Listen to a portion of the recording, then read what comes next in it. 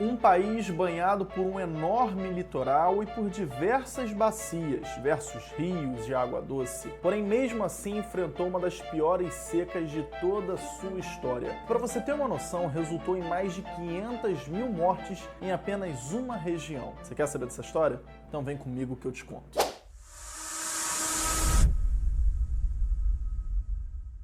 Olá, tudo bom? Eu sou o Brandon Santos, aqui apresentador do canal Historiólogo, e hoje eu vou trazer uma história para vocês muito trágica que aconteceu no Brasil. Essa história é muito pouco contada, talvez nem você mesmo conhecia.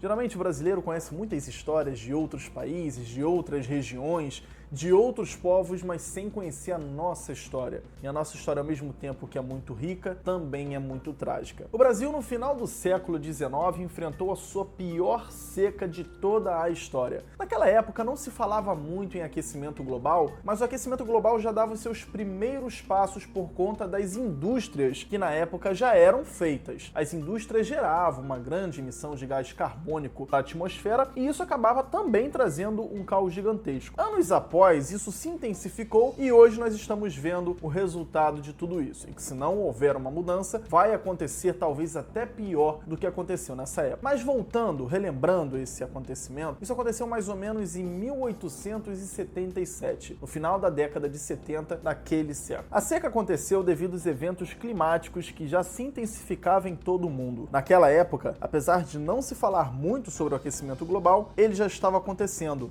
A grande seca foi causada por um fenômeno bastante conhecido nos tempos atuais, chamado de El Niño, ou então O Menino, traduzindo para o português. O nome dado para este fenômeno foi através de pescadores que acabavam jogando suas redes, lançando suas linhas no mar do Pacífico. Só que eles começaram a perceber que geralmente de 2 em 2 anos, de 7 em 7 anos, a água aquecia mais do que o normal, fazendo com que peixes acabavam fugindo para outros lugares que eles não estavam acostumados a pescar. Ou então peixes que gostavam de águas mais quentes começassem a aparecer. E justamente nessa época, além da água do oceano esquentar, as temperaturas também subiam muito e as chuvas eram muito mais fortes. Então eles batizaram essa época do ano como O Menino, ou então El Niño, como é muito conhecido nos tempos atuais. Nos tempos atuais, o El Niño continua aparecendo, só que hoje em dia ele aparece com mais frequência. No ano de 2023, ano que eu gravo esse vídeo, o El Niño apareceu aqui na América do Sul e está trazendo muito problema. Para você ter uma noção, onde eu estou gravando esse vídeo, que é no Rio de Janeiro, a temperatura chegou a 42 graus. Em outros lugares chegou até 44 graus em outros estados do Brasil. E junto com a temperatura, as altas temperaturas, vem também as chuvas fortes. E essas chuvas acabam trazendo bastante problema, como deslizamentos de terra, enchentes e até danos catastróficos. Pode até matar pessoas, graças ao El Niño. Na época, o fenômeno El Niño começou a afetar muito a costa brasileira, principalmente o Nordeste, que foi a região mais afetada. Outros países também banhados pelo oceano, como a Austrália, como a Ásia, alguns países asiáticos também, a Europa também foi afetada e uma parte da África. Todos esses países sofreram muito, mas aqui no Brasil a tragédia aconteceu de uma forma muito pior. O sertão brasileiro sempre foi quente graças a diversas montanhas que acabam dificultando com que as frentes frias avancem para a região e chova com mais frequência, como acontece no Rio de Janeiro, como acontece em Mato Grosso, no Amazonas e por aí vai. O Brasil é um clima bastante tropical e isso ajuda a agricultura local, a agricultura dos estados e acaba ajudando, de uma certa forma, nós sobrevivermos. Porque se há plantação, também há animais que nós nos alimentamos, inclusive esses animais são exportados para outros países. Ou seja, é uma cadeia, é uma grande linha que acaba não só alimentando a gente, mas alimentando também outras pessoas. Só que como o El Niño apareceu no sertão, o que já era difícil se tornou ainda mais difícil. As temperaturas começaram a subir de uma forma absurda e as pessoas que ali estavam começaram a estranhar muito esse calor. Porém, parece ser algo normal, algo passageiro, vamos continuar por aqui. Só que isso acabou matando muitas plantas, acabou matando muitos vegetais, muitos legumes e as pessoas começaram a passar fome. Logo, se não há grama, se não há vegetação, vegetação, se não há plantação, os animais começam também a morrer. E as pessoas, observando isso, começaram a passar dificuldades. E o primeiro pensamento que elas tiveram foi: vamos sair daqui e buscar refúgio em um outro lugar. O estado mais afetado foi o estado do Ceará. As pessoas que estavam no sertão começaram a ir para capitais de seus estados ou cidades mais próximas que continham ainda água, que continha alimento e por aí vai. Só que essas cidades, como por exemplo a cidade de Fortaleza, tinha cerca de 20 mil habitantes. Após essa migração,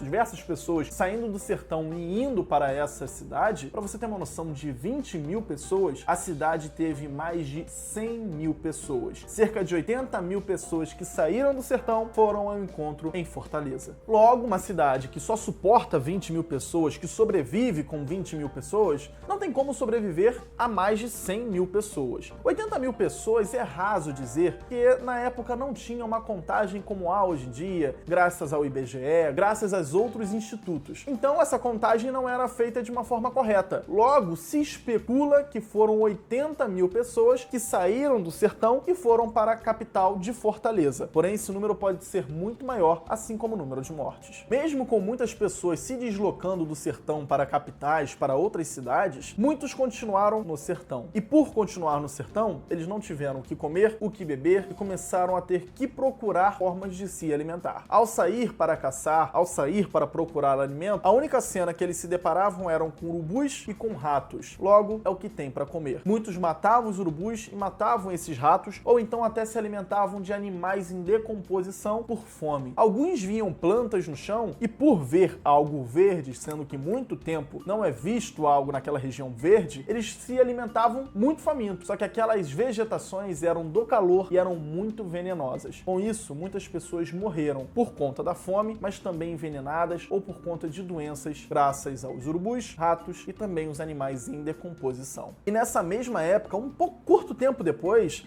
uma doença começou a se espalhar pelo Nordeste, a famosa varíola. Hoje a varíola foi erradicada, graças a Deus. Porém, na época, a campanha de vacinação praticamente não existia. A vacina já existia, porém a monarquia não fazia tanta questão de espalhar o convite para as pessoas se vacinarem. Logo, a doença ganhou muita força graças ao calor, graças às alimentações erradas, graças a diversas bactérias, graças a vírus e por aí vai. A doença ela se intensificou de uma forma tão grande que pessoas que moravam no sertão começaram a adoecer e até morrerem. Então, por estarem com fome, com sede, por não ter onde ficar no sertão, as pessoas que restaram no sertão começaram a sair e fazer como outras pessoas que ali estavam, ir para as capitais. Só que elas já estavam doentes. Logo, a doença começou a se espalhar por toda a capital. E da capital, começou a se espalhar por todo o estado. E de todo o estado, começou a se espalhar por todo o país. Foi aí que começou a epidemia da varíola. Em Fortaleza, muitos hospitais não tinham vaga para doentes. Então as pessoas que esperavam na porta de fora, do lado de fora, por uma vaga para conseguir um atendimento, acabavam morrendo por ali. Por falta de conhecimento na época da doença, muitas pessoas que procuravam atendimento não encontravam. Como eu disse no começo do vídeo, a cidade comportava 20 mil pessoas. De repente comporta 100 mil pessoas, não vai ter hospital, não vai ter polícia, não vai ter alimento, não vai ter nada para muita gente. Então as pessoas ficavam na porta dos hospitais esperando uma vaga, uma oportunidade de ser atendido. Porém, essa oportunidade não chegava. E as pessoas acabavam morrendo na porta dos hospitais, na porta de igreja, no meio da rua. Isso foi tão intenso, isso aconteceu de uma forma tão absurda, que os corpos começaram a entrar em decomposição nas avenidas, nas ruas, próximo a casas, próximos às igrejas, próximo aos hospitais. E muitos nem chegavam próximo a esses corpos por medo de espalhar a doença ou de pegar a doença.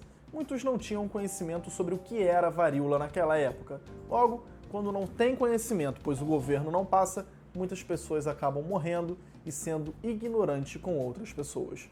Mas não é por mal. Você deve estar se perguntando, tá, mas e o governo? Você citou o governo, disse que era uma monarquia, que começou a fazer campanhas de vacinação após o surto. Pois é, antes do surto não houve campanhas de vacinação. E sobre o governo, entrando mais detalhadamente nesse problema, a monarquia na época tinha um outro problema. Dom Pedro II não estava no Brasil. Ele foi para fora do Brasil, para a Europa, para tratar de negócios, tratar sobre a família imperial, ou até mesmo para trazer negócios do Brasil, seja lá o que for que ele foi fazer, talvez até mesmo por férias. Só que ele não estava no Brasil, ele estava fora do país. Então ficou representando representantes dele por aqui. Só que os representantes eram pessoas muito parecidas com os governantes atuais. Não ligavam muito para a doença, inclusive dizia que isso era um problema trazido pela oposição. A oposição aumentava o caso, a oposição dizia que a doença estava matando muita gente, a oposição dizia que a seca estava de uma forma absurda, assolando diversas cidades e que não era nada disso, que estava tudo sob controle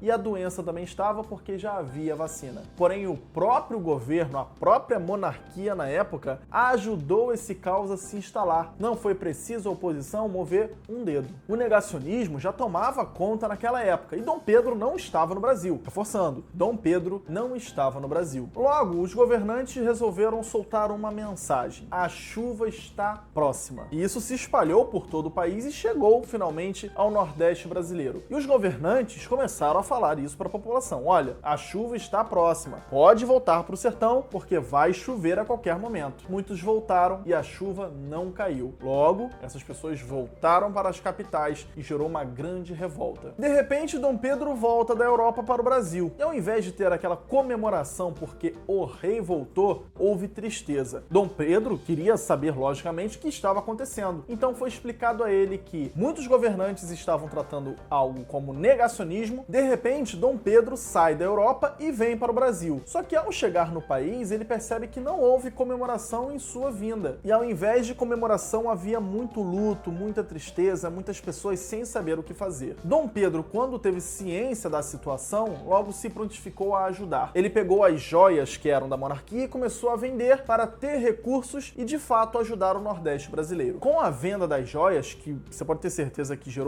milhões e milhões de reais pra gente hoje, só que na época era uma outra moeda, isso foi levado para o Nordeste brasileiro para a construção de poços artesanais. Esses poços iriam ajudar as populações do sertão com a seca. Só que quando Dom Pedro disponibiliza o dinheiro e manda as pessoas irem lá para começar a fazer isso, o dinheiro não vai chegar. Quando diversos políticos começam a chegar no Nordeste para construir esses poços, de fato, muitos poços foram entregues à população, porém não o número exato que deveria ter sido entregue. A população, sem saber, hoje em dia nós temos acesso a tudo, a internet, a telefone, há uma facilidade de se informar, porém naquela época não havia. Então não tinha ciência de quanto ele liberou, de quantos poços eram para ter sido feitos, de quantos poços eram para ter para a população, onde seria colocado esses poços, nada disso era repassado para a população. A população só soube: haverá poços aqui. E houve. Só que o número não foi o número que deveria ter tido os poços. Muito dinheiro foi desviado da monarquia por conta da construção desses poços. A corrupção já era comum naqueles tempos, o Brasil já era corrupto naqueles tempos.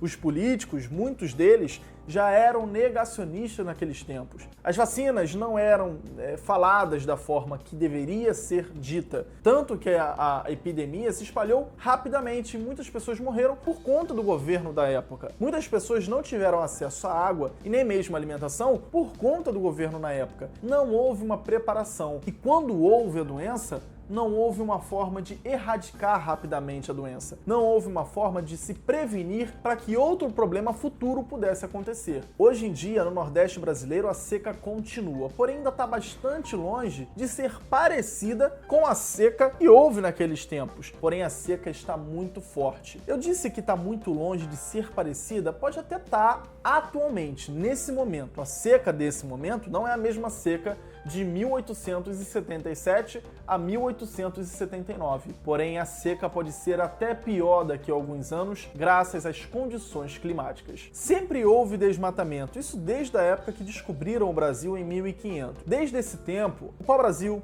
a seringueira e diversas outras árvores nativas foram desmatadas até mesmo para serem exportadas. Isso por conta da borracha que saía da seringueira, isso por conta da tinta, da cor avermelhada que tinha no pau-brasil e diversas outras árvores muito comuns naquela época começaram a ser desmatadas. E isso se intensificou ao longo dos anos e hoje está acontecendo de uma forma absurda. Tanto que as condições climáticas estão piorando graças ao desmatamento no país, mas não só no país. em todo o mundo. Se não houver uma colaboração das pessoas e até mesmo dos governos, a situação vai piorar. As chuvas vão ser mais fortes a cada dia, os ventos vão piorar, a situação dos oceanos vai piorar e por aí vai. Eu sei que tem muita gente que acaba negando a situação das condições climáticas, acaba negando o próprio aquecimento global, só que é algo muito comum e está nos olhos de todo mundo, basta você ver. Não é normal ter uma temperatura de 42 graus. E se há uma temperatura de 42 graus, algo muito grave está acontecendo. E o que é esse algo grave? Tem uma resposta? Tem. São os carros, são as indústrias, é o desmatamento e por aí vai. Não há um controle, logo, não tem como ter um resultado positivo. E aí, você gostou desse vídeo? Se você gostou, deixe seu like e se inscreva em nosso canal. Ative também o sininho para receber as nossas notificações e deixe aqui embaixo um comentário sobre qual tema você quer ver por aqui. Um grande abraço, tchau, até a próxima.